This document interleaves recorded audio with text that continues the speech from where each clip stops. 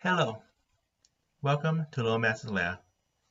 I'm your Loremaster, and welcome, everyone, to a new year, and to what I hope is the first of a new, annual event. Again, I originally got into this just as a change of pace, something fun, and as practice of speaking to people again. I'm not sure how advanced I've gotten, but I've talked to you guys fine. But either way, I've enjoyed the last 8 months, and I can see myself continuing to do this a year, 2 years from now, depending on life events, of course. So, what I've decided to do is to make an Errata video as a celebration of the end of the year. Errata videos, for those who don't know for some reason, are like the books that Paizo and other tabletop companies release with corrections or changes that fix mistakes they made or make things better fit the lore or overall system. So for this video, what I'm going to do is go back on my videos of the last year and the books we received for Paizo in the last year and look at things I accidentally overlooked or things that were added later to make the videos as complete as possible. Well, the videos aren't going to change, but to make my information on the overall everything complete as possible. Anyway, I'm just going to be rambling if I don't get started, so let's get into it. First off, we're starting with an oversight on my part. Again, my first few videos when I've mentioned places where you can find information on deities, I overlooked the book Inner Sea Gods, which I'm totally remiss for. It's a good book, it's a good source of information. Read it as well as everything else. Next is going back to one of my first videos, the planes video, specifically the part talking about the material plane. As an interesting side tangent, I thought that I would include Kitumu, a mosquito deity who only appeared in back matter and one of the side stories that used to come with the adventure paths. But I didn't think they would ever be mentioned again, but Paizo mentioned her in a sidebar for the Wrong Expanse, so still canon. Good to see. Next, from our trip to the Refuge tournament, we've got some new demiplanes, which means we have a continuation of information on our old friend Tegrasin, the Laughing Fiend. Now, Tegrasin, as for a reminder, is a closet-like fox-headed fiend that lives in his own demiplane and grants twisted wishes. And there was some demiplanes which had marks that he might be involved with them as well. Well, we have a new one now, which is Alicavniss's Refuge. I pronounced that wrong, but it's me. But the demiplane is basically a Rizzo tower and an open field. However, it actually is a trap. Any attempts to get out are met with heavy resistance that, as far as I know, no one has ever gotten through. And the Rizzo tower is filled with the memories of everyone who has ever been trapped there, stripped from their bodies after they've been killed, / continuously written about as they try to escape. And the main book of the person who originally created Rizzo Tower is marked with the same symbol of a fox with a crown on it. So, the possibility that it came about because of another twisted deal of Tegrasin is high. But talking about the Ruby Phoenix tournament books, unfortunately, I will have to admit that an early prediction of mine was incorrect. I was hoping that, like the Shuni in Extinction's Curse, that was the name of the adventure path, like the Shuni in Extinction's Curse, I was hoping that with the Refuge tournament, we're going to get random Tianchi ancestries, but no, that did not happen as much as I wanted it to. Hopefully we'll get them in the future, but no surprises, unfortunately. But going with ancestries, my Jinska Imperium my Jinska Imperium video was more or less an excuse to get an early jump on looking at Automaton, just before they were released in Guns and Gears. So looking at the information I provided and early predictions I had, of the 5 different forms of 1E Automaton, there was 3 of them ended up becoming 3 of the 4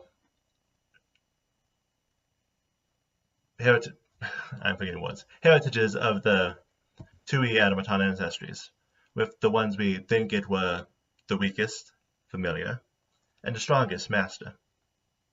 We've seen a Master recently from Monsters of Myth, but that's not part of this video, so. But yeah, I broke my camera. But yeah, it was interesting to see how accurate you could get from looking at 1E information to see what they were going to do for 2E, so that was nice to see. Next on my list is another mistake I made. When I did the Nethys video, I wrote in my notes that I needed to talk about 3 different books. However, I made the mistake of thinking a sub-book in one of the books was one of the 3 books I want to talk about. So I missed out on one of the books that I had in that side tangent.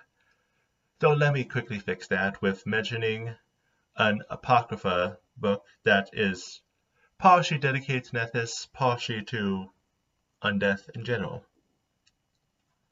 Oshal was a sage in pre-undead Geb. I forget if they're male or female. Anyway, but they became obsessed with eternity and leaving a lasting mark. So they made 10 spells with permanency on them, and just to show that they could create eternity. And to ensure that they never would end, they became a lich. Years later, the sigils, them now a demi-lich, and their thesis, which was Libram of the Ten Eternities, was rediscovered. With the book both praising Nethys magic in general and so on and so forth, but also was seen by many of the undead of Geb as an early advocacy of undeath. And while it does praise Nethys, it also is more often used as a justification for the nation of Geb's undeathness. So Oshal continues to receive donations to make sure the permanency spell never wears off from fans. Which, side note, the section didn't even mention what these 10 spells actually did. As far as I know, they're just 10 sigils scattered on the ground with their only magical purpose being existing. Which, considering how some mad wizards are, I can't say that that's not how it is. But and finally, the final section I have is the Cinder related section. I had 2 videos on her, so not surprising. But first off, I would like to mention that with some cutting edge information, cutting edge because it comes from the Mammoth Lord Adventure Path's player guide, which is player guide for an adventure path that hasn't even started yet.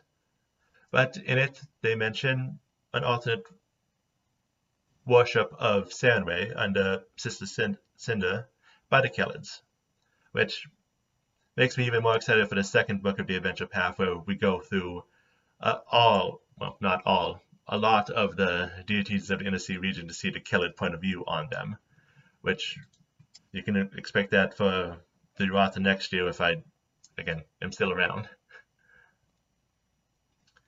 And finally, as one of the side tangents, I went through sun deities. However, I overlooked one, and we got a new one. So, going through them quickly, we have Walkena and Dajermube. I'm pronouncing the last one wrong, I'm guessing, but just going through general information about them. Walkena was the last of the rulers directly descended from the Mazzali sun gods to rule the city of Mazzali. However, he was fearful of outsiders and greatly limited them. So the council prayed to the Mazzali gods to get part of their power to fight against his tyranny, which they were able to defeat him and seal him away. Well, seal him away in death. But they too became corrupted, and since they weren't directly connected to the Mazzali sun gods, they didn't need to listen to them. However, as years went on, since the power wasn't their own, the council slowly lost the blessing, and outsiders and other outside things continuously continued to push in on their city-state. To try to maintain power, they found a prophecy that they interpreted as something hidden in the temple would be able to protect them and bring them prosperity, which, when they looked, they found the mummified corpse of Walkena, which they used as a prop in order to justify their powers. That was until Chelish settlers tried to push in on Mazzali and conquer it. As they did, Walkena came back to life and used his sun powers to wipe out the expansionists. So, in life he was against outsiders, but in undeath he was completely isolationist and a complete tyrant who's willing to burn down any of his citizens who don't respect him enough. However, the prophecy which they interpreted to lead them to Walkena was actually involved another descendant of the Mazzali sun gods, the Dajermube.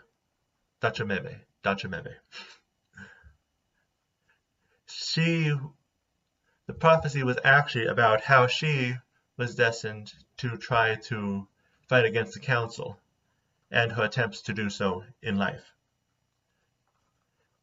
In order to best do so, she set up a ritual which would allow her to become a deity.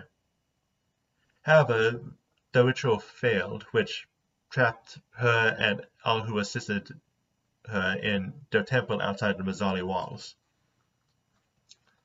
However, for the people who are playing the recent Strength of Thousands adventure path, they have a chance of completing the ritual successfully, allowing her to attain godhood similar to the Mazzali gods, with her having authority over the eclipse, because fighting against the powers of people abusing the sun.